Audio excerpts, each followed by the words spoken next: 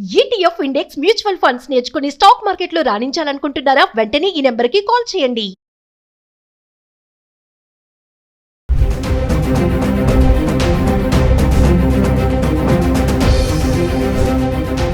నమస్తే, welcome back to Suman TV. Present మనతో పాటు ఉన్నారు అనలిస్ట్ మందడి కృష్ణారెడ్డి గారు.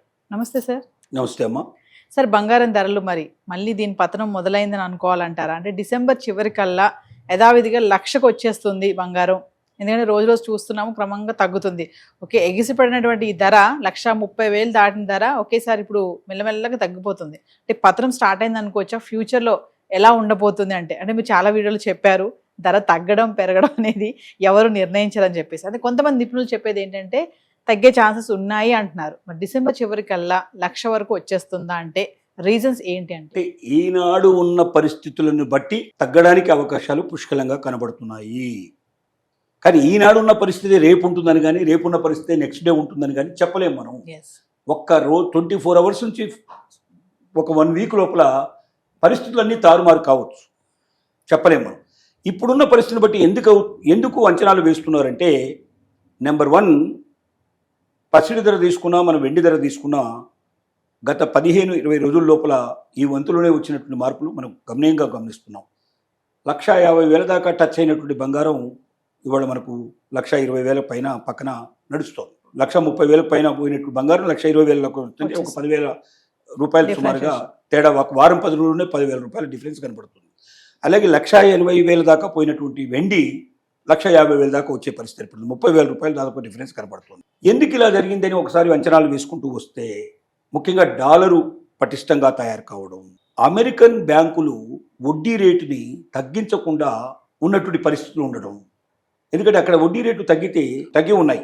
వడ్డీ రేటు పెంచితే ఆటోమేటిక్గా బంగారం అంతా వడ్డీ రేట్లు ఇప్పుడు అక్కడ పెరిగి ఉన్నాయి కాబట్టి బంగారం డబ్బులు అంటే బంగారం బదులుగా బ్యాంకుల్లో పెట్టుకోవడానికి చాలా మంది సిద్ధపడుతున్నారు. వడ్డీ ఎక్కువ ఉంటే బ్యాంకుల్లో పెడతారు వాళ్ళు, మనలాగా దాన్ని బయట పెట్టరు. ఎందుకంటే 2%, 3% ఎక్కువ వస్తే వాళ్ళకు చాలా సంతోషమైన విషయం అక్కడ. ఎందుకంటే అది ట్యాక్సెస్ ఎక్స్ట్రా పడవు దానికి.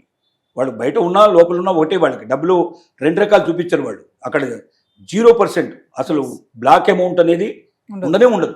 100% వాళ్ళ దగ్గర ఉన్న ప్రతి రూపాయి ప్రభుత్వానికి తెలిసే ఉంటుంది. కాబట్టి వాడు బ్యాంకులో పెట్టినా ఇంకెక్కడ పెట్టినా వాడు భయపడాల్సిన అవసరం ఉండదు.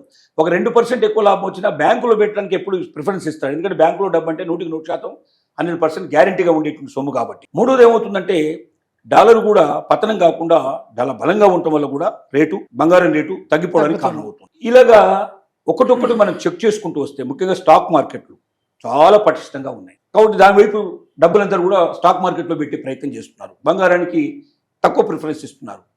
ముఖ్యంగా రియల్ ఎస్టేట్ కొంచెం పుంజుకోవడం మొదలుపెట్టింది. ఇవాళ చూస్తున్న రికార్డు ప్రకారం చూస్తే త్రైమాసికం గత 3 నెలల్లో భారతదేశం లోపల 25% సుమారుగా గత 3 నెలలతో పోలిస్తే ఈ 3 నెలల్లో 25% అమ్మకాలు పెరిగాయి. అంటే గత సంవత్సరంతో పోలిస్తే కాదు, ఈ సంవత్సరం పడిపోయిన రేట్ల నుంచి ఇంకో 25% ఇప్పుడు పైకి వచ్చింది. అంటే 25% మంది షిఫ్ట్ అయినట్టు లెక్క. అంటే బంగారం కొనే వాళ్ళలోంచి 25% మనకు రియల్ ఎస్టేట్లో పెట్టుబడి పెట్టడానికి ముందుకెళ్తున్నారు. ఇలా ఒక్కొక్క రంగానికి కొంతమంది విడిపోవడం వల్ల బంగారం మీద పెట్టే పెట్టుబడులు తగ్గిపోవడం కారణమై, ఇందువల్ల బంగారం మీద తక్కువ ఎప్పుడైతే పెట్టుబడులు పెడుతున్నారో అప్పుడు కొనేవాళ్ళు తగ్గడం వల్ల, డిమాండ్ లేకపోవడం వల్ల సప్లై కూడా ఆటోమేటిక్గా వచ్చినప్పటికీ దాన్ని కొనేవాళ్ళు చాలా తక్కువైపోతున్నారు, రేటు పడిపోతున్నాయి. ఇది ఇప్పుడు ఉన్న పరిస్థితి. ఈ పరిస్థితిని బట్టి అంచనా వేస్తే డిసెంబర్ నాటికి 1,00,000 రూపాయల లోపలికి చేరినా లేదా 1,00,000 రూపాయల వరకు చేరినా ఆశ్చర్యపడాల్సిన అవసరం లేదు అని నిపుణుల యొక్క అభిప్రాయం. అలాగే వెండి రేటు కూడా డ్రాస్టికల్గా అదే రేషియో లోపల తగ్గేటట్టు పాసిబిలిటీస్ కనబడుతున్నాయి. కానీ ఇందులో ఏదైనా భిన్నంగా ప్రయాణం చేస్తే స్టాక్ మార్కెట్లో గబుక్కున కూలిపోయినా బంగారు రేటు పెరిగే అవకాశాలు ఉంటాయి.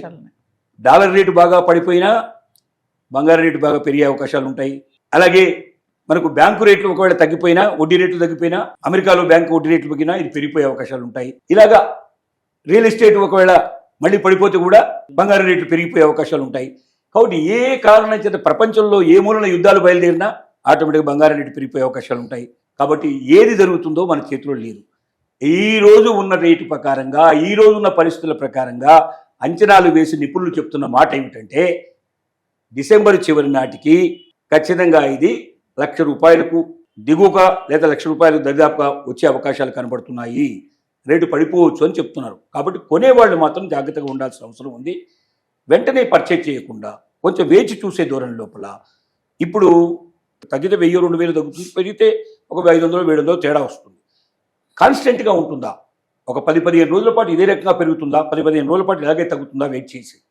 అలా కాకుండా ఒక రోజు 2 రోజుల లోపల డెసిషన్ ఎప్పుడు తీసుకోకూడదు. 10 to 15 days 1 month మొత్తం పరీక్ష చేయండి. 1 month లోపల పెరిగేదాన్ని బట్టి తగ్గేదాన్ని బట్టి 1 monthలో 5000 తేడా వస్తుంది కదా సార్ అంటే 5000లో కొంపలు మునిగేది ఏమీ లేదు అక్కడ. 5 into 10 తులాలు మనం పర్చేజ్ చేస్తే 5-10లో 50,000 డిఫరెన్స్ వస్తుంది. కానీ ఢామన పడిపోతే మనకు నష్టం కూడా చాలా ఎక్కువ వచ్చే అవకాశం ఉంది కదా. కాబట్టి వెయిట్ అండ్ సీ, ఇంకా కొంతకాలం వెయిట్ చేసి కాన్స్టెంట్గా పెరగడం కానీ కాన్స్టెంట్గా తగ్గడం కానీ ఉన్నప్పుడు మనం దాన్ని దృష్టిలో పెట్టుకొని ఇంకా పెరుగుతుంది తగ్గుతుంది ఆలోచన రావడానికి అవకాశం ఉంది తప్ప వారం 10 రోజులు 15 రోజులు తేడాన్ని బట్టి ఎప్పుడు కూడా బంగారం పర్చేజ్ చేయకూడదు. మళ్ళీ మనం చెప్పే మాట ఒకటే, అప్పులు చేసి బంగారం కొనకండి, అప్పు చేసి పప్పు కూడా తినకండి. ఖచ్చితంగా మీరు మీ దగ్గర ఉంటే డబ్బు మాత్రం బంగారం మీద ఇన్వెస్ట్ చేయండి. ఆ చేస్తే దాన్ని మీకు ఎప్పటికైనా మీకు ఎసెట్గా ఉంటుంది. అతి క్విక్గా అతి వేగంగా డబ్బు రూపంలోకి మార్చుకోగలిగే ప్రపంచంలో ఒకే ఒక పదార్థం బంగారం. మన అవసరాలు, ప్రాణం మీదకి వచ్చిన అవసరాలు, మనం బతికించగలిగే అవకాశాలు, మన జీవితాన్ని కోరుకుంటట్టు చేసే అవకాశాలు ఎప్పుడైనా వస్తే, పరిస్థితులు ఏర్పడితే బంగారం మనల్ని పూర్తిగా ఆదుకుంటుంది. కాబట్టి మన దగ్గర డబ్బు ఉన్నప్పుడు మాత్రం బంగారం కొనండి, అప్పు చేసి మాత్రం కొనకండి. ఈ పరిస్థితుల్లో అసలు కొనకండి అని మనం అడ్వైజ్ చేస్తున్నాం. Thank you.